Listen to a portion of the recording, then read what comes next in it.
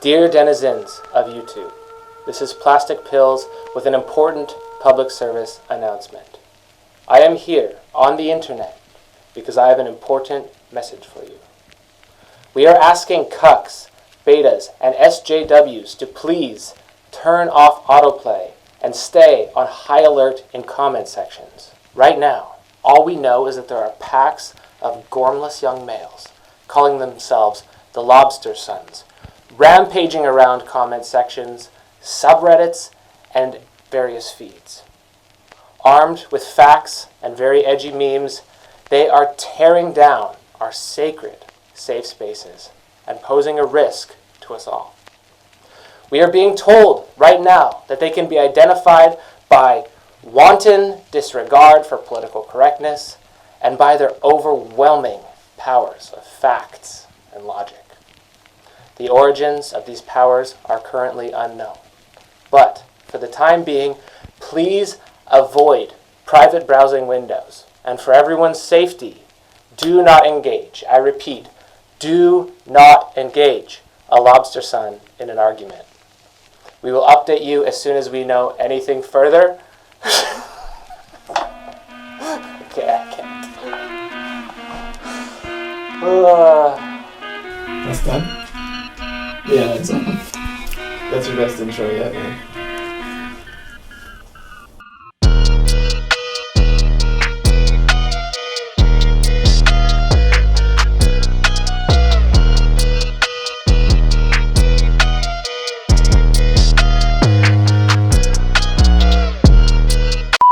This is Lobster Daddy, Dr. Jordan B. Peterson, the Jungian hero type famous for his epic battles with the sinister strawmen, including Dr. Archaeology. That's Michel Foucault in the middle, and a more reprehensible individual you could hardly ever discover or even dream up, no matter how twisted your imagination. Daredevil. One of the main players in this entire drama is a French philosopher named Jacques Derrida, who I think most trenchantly formulated the anti-Western philosophy that is being pursued so assiduously by the radical left. and of course his great arch enemy, Preferred pronouns.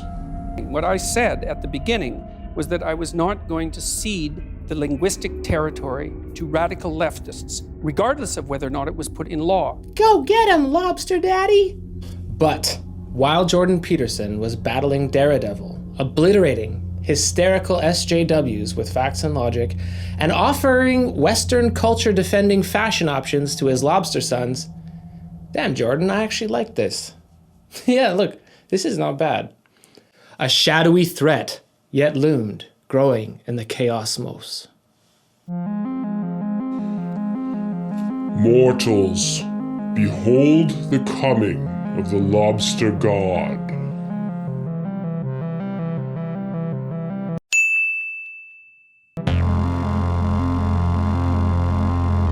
There was God, and God is a lobster.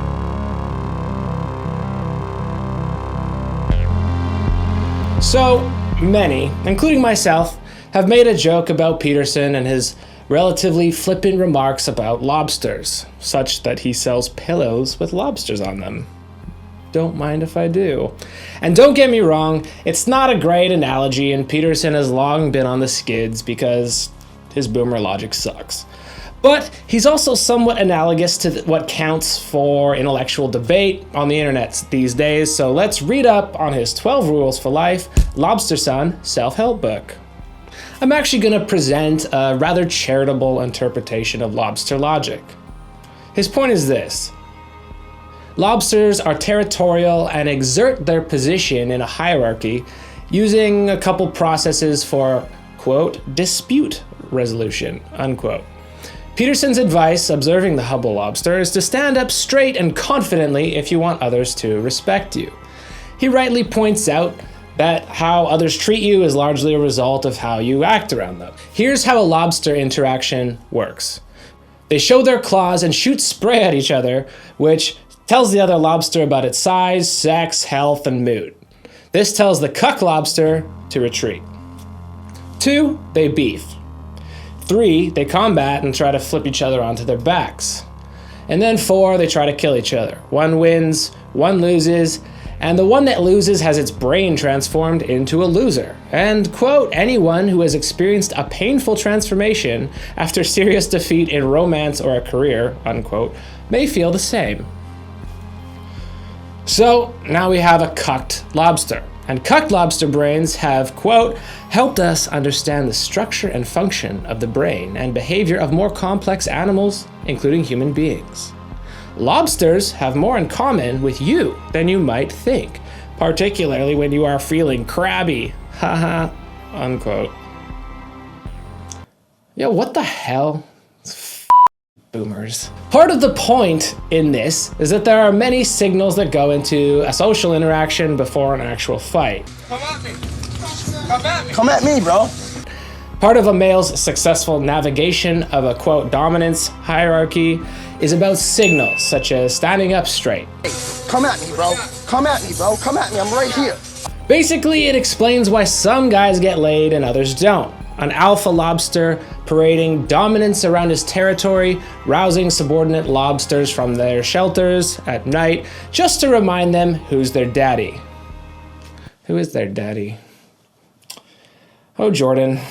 All this is brought back to humans in that there's a part of our brain that keeps track of our positions in the dominance hierarchy. Heavy.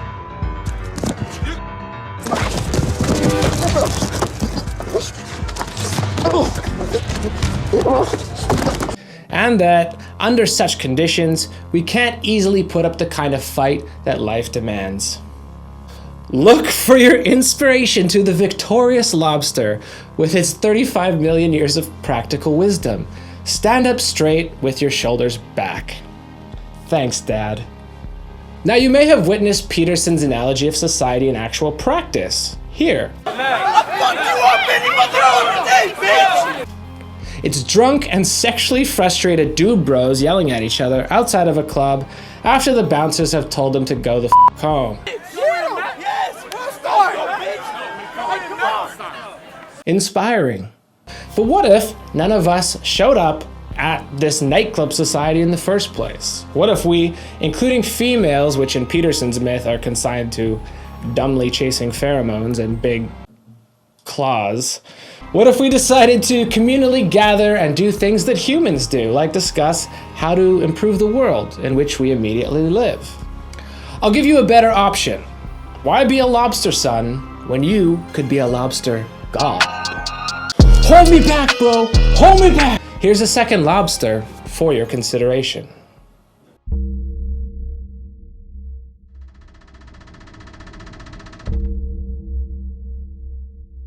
God reached its height of intensity in 10,000 BC, a primitive stage in the geology of morals. Before states, civilizations, and war machines territorialized the skin of the earth, there was the god, and God is a lobster.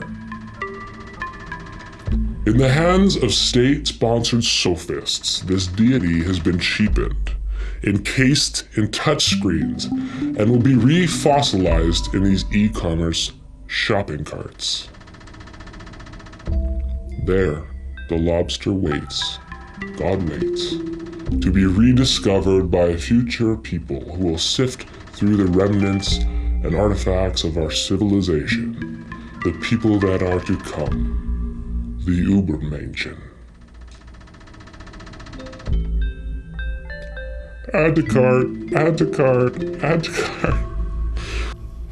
The strata of the lobster are variable, serving as the initiation for new lines of flight, or rather, ancient lines of flight made new.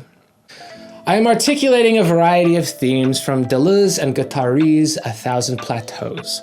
Honestly, it's quite surprising that Gilles Deleuze and his sidekick Guattari have not been yet included in the sinister strawman. Deleuze and Guattari are figures of everything that Jordan Peterson opposes. But he has spent his time not reading Marx, Derrida, and Foucault when he could have spent it not reading this book. the philosophical equivalent of an acid trip, or a manifesto for creativity and dynamic thought. This is not a book of facts and logic. It's a book of promiscuous theology, a bricolage of concepts, one of which is the lobster god. God is a lobster, or a double pincher, a double bind. Each stratum exhibits phenomena constitutive of double articulation. So, here is the ancient God. The double articulation occurs here and here.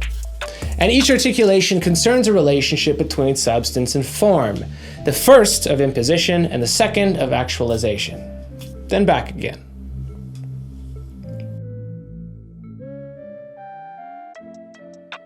Substances are nothing other than formed matters. Forms imply a code, modes of coding and decoding.